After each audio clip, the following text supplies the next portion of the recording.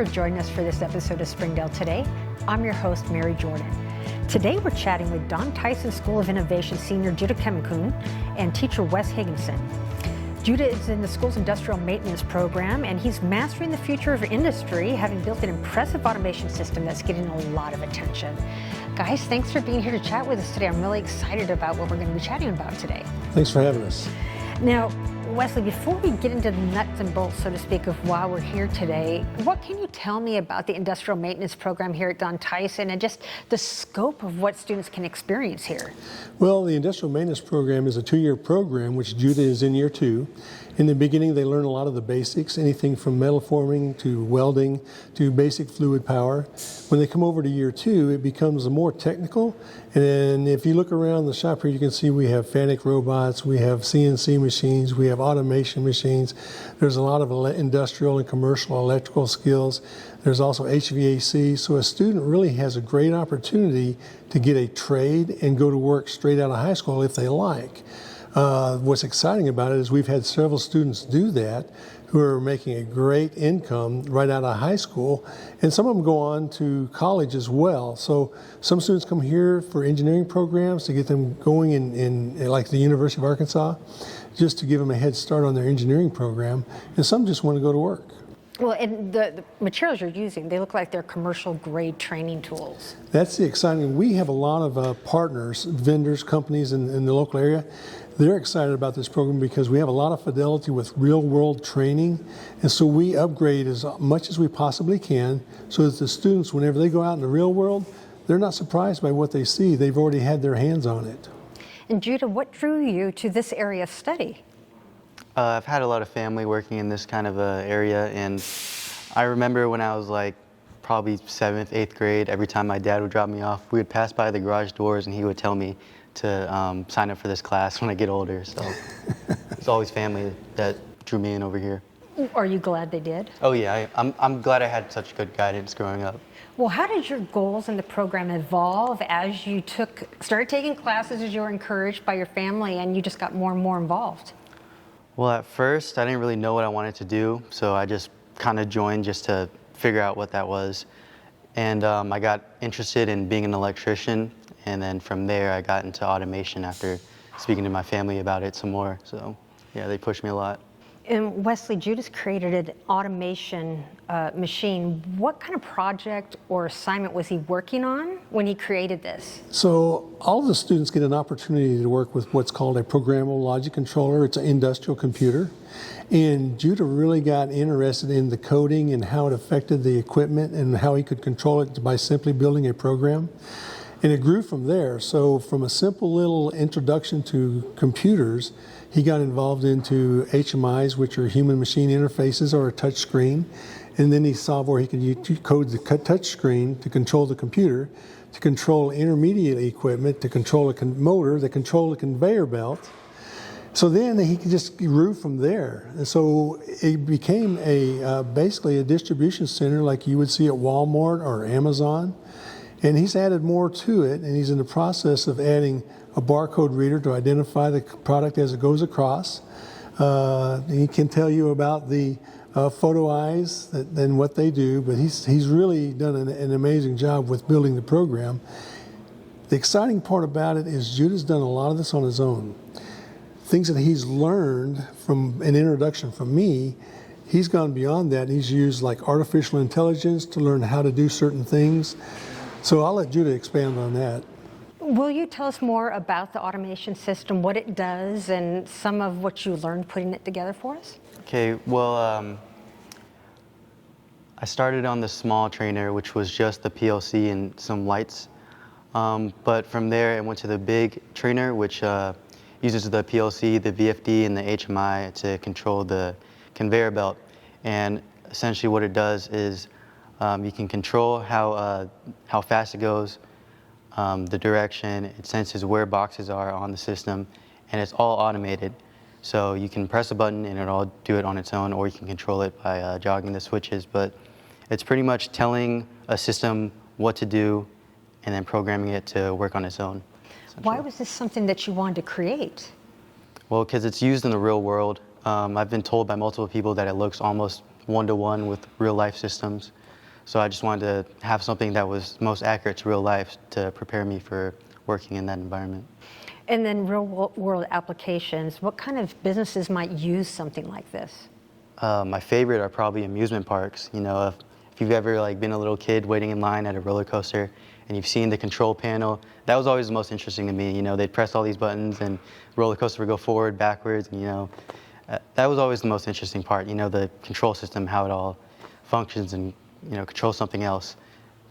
That's one of my favorite real life uses of the automation systems. Try to get in the front seat of the roller coaster so you can see the control operators. panel. Now, Wes, why is what Judah achieved impressive for a high school student? To be honest with you, what Judah is doing right now is typically done in secondary or college environments. So he is way ahead. As a matter of fact, there's not another model like he has built in the state of Arkansas that I'm aware of.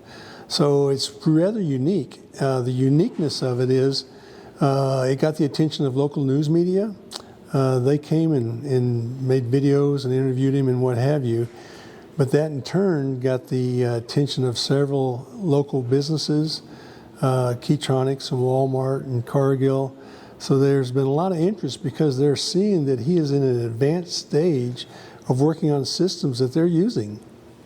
Well, and just, I'm sure they consider the possibilities. If this is what you're doing now at high school, oh my gosh, what are you going to achieve 10 years from now, right? Which is so exciting. Wesley, what did you observe as you watched Judah progress and learn through this?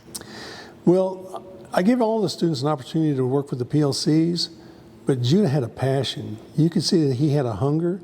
He was looking to learn more.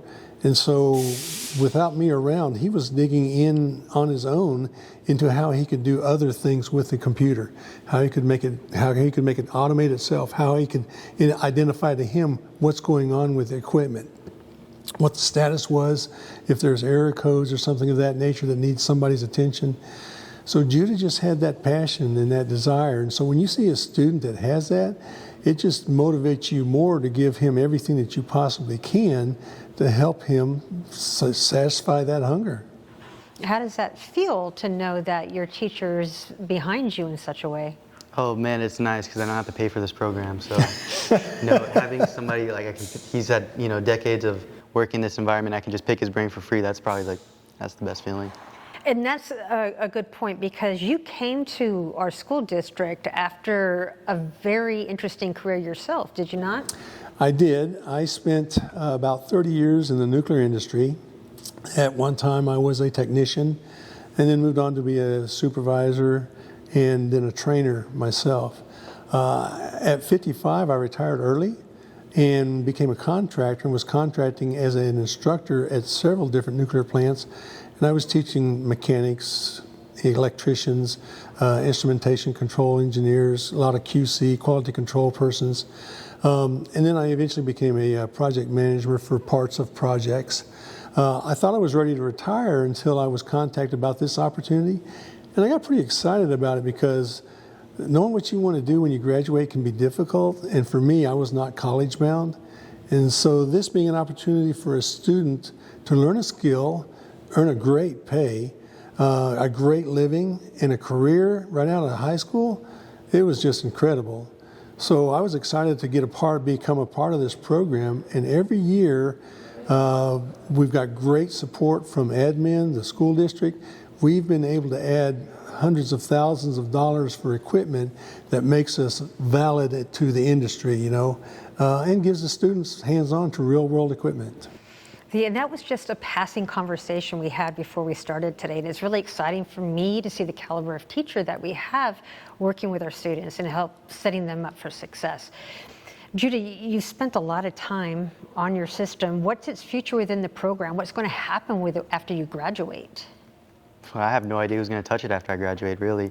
But I hope more people are become interested in automation and learn off the system and get their own careers in this space. So I hope it's like a good example for future students in here. And then what are your career plans? What do you hope to do with this education that you're learning, or gaining, I should say? One, get a job right now.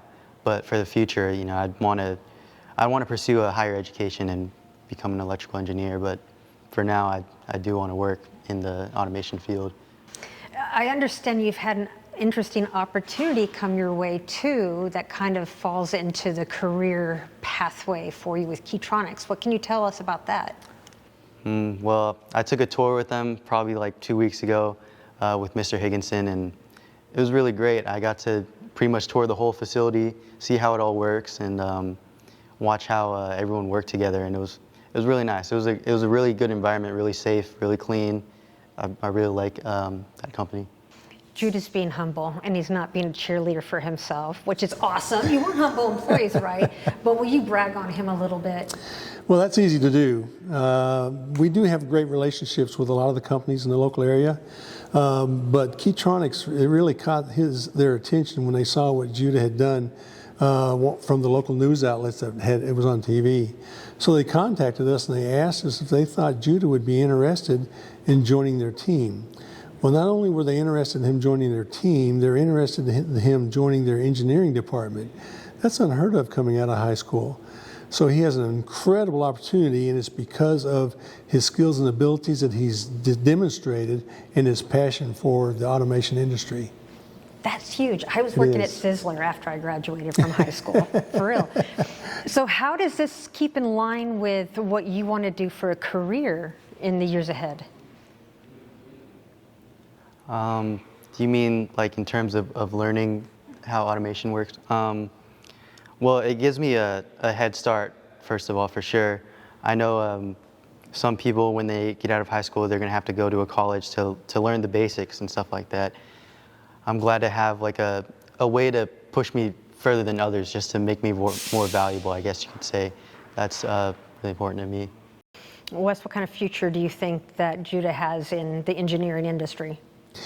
Because of his desire and his passion, his own motivation, it's unlimited. At Keomoungkhoun, we got to sit with their engineers and talk to them, and they were excited about him because they could see where Judah would fit right in with their culture. So that was the exciting part about it. He's going to be able to grow with them and add value to their program as well as learn from their program. So that's just amazing. I'm so excited for you. I really am. I cannot wait to see where you go from here. And is there anything else that you guys would add to the conversation? Anything that I hadn't thought of to consider to talk about today? Well, I will say you were talking about where the program might go from now. So Judah's laid a lot of groundwork for other students. And behind us here, we have a robot that he is integrating into the conveyor system. So with the automated conveyor system identifies a product that it doesn't know where it should go, then the robot will come over, pick that product up and remove it and put it so some human can come find out what the deal is. So not only has he got automation going with the PLC system and the conveyor system, now he's integrating robotics along with that. So it shows that it's not just a isolated situation with just a computer, but it integrates with a lot of other equipment, which is basically what they call Industry 4.0, smart equipment. Right. Oh, that's amazing. It really is. And you kept the humanity into it too, because you've got the robot, but then you've got the human who's got to figure out everything in the end. Anything else to add that you guys brought into the conversation? Just if you're interested and have a hunger for a trade or a skill, come check out the industrial maintenance program, because Judah's a fine example of how much you can do and how far you can go if you take advantage of it. Yeah, he sure is. Thank you. Thank you so much for being here with us today. We really, really appreciate the conversation. Thanks for having us. You can catch this and previous episodes of Springdale Today on YouTube, Facebook, or Instagram, and listen to the podcast on iTunes, Spotify, or your favorite podcast app. Thank you for joining us for this conversation, and we look forward to seeing you next time on Springdale Today. Springdale Today is a production of Springdale Public Schools Communication Office. The podcast is hosted by Mary Jordan and is produced and edited by Micah DeLacy. Be sure to subscribe to Springdale Today for free on your favorite podcast platform. And don't forget to follow Springdale Today on social media for episode updates and behind-the-scenes conversations. Thank you for listening. We hope you'll join us in the future as we continue to learn about the amazing stories happening in Springdale today.